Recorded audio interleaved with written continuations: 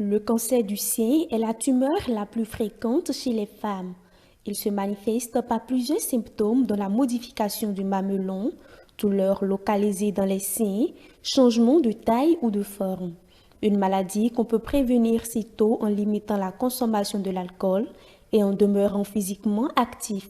Les méthodes de prévention ne sont pas étrangères aux femmes de la rédaction de E-Télé qui expliquent ici comment elles s'y prennent.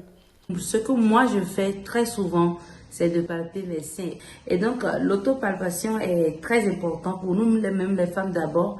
Il faut le faire tous les jours, au moins une fois par semaine. Moi, je pratique l'autopalpation.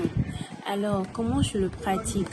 Chaque jour, quand je me réveille, j'essaie de me palper les seins des deux côtés pour voir si ça ne fait pas mal, s'il n'y a pas de boule dedans. Les médecins conseillent souvent de faire la palpation des seins, de faire aussi des examens en avant pour voir si on peut avoir le cancer du sein à la longue et prendre les précautions qu'il faut.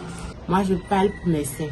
Vu que j'ai une sage-femme qui me suit des fois, elle m'a déjà entretenue sur le sujet et m'a montré comment palper mes seins. Et donc, je vais à l'hôpital et des fois, déjà que je le fais à la maison, elle le fait aussi à son tour pour qu'on puisse avoir une certitude que je ne suis pas atteinte de ce mal.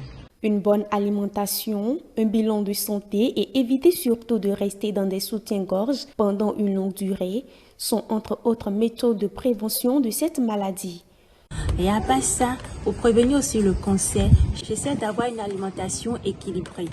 Parce que pour éviter aussi le cancer, il faut aussi avoir une bonne alimentation.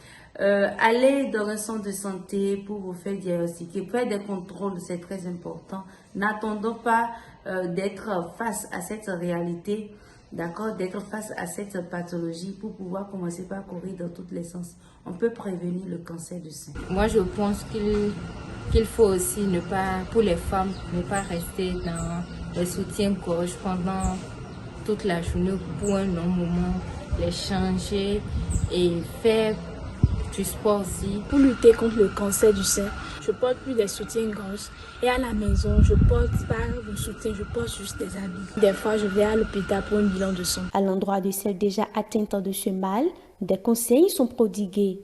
Je vous dis d'abord courage, oui. Courage, ce n'est pas facile. Lorsqu'on apprend qu'on est malade, d'abord l'état psychologique, on est tout le temps stressé. Psychologiquement, ça ne va pas. Donc, je vous demande de prendre votre calme. Il y a la médecine qui est là, qui doit vous accompagner. Allez aux soins, suivez les soins nécessaires. Prenez soin de vous. Prenez la vie du bon côté.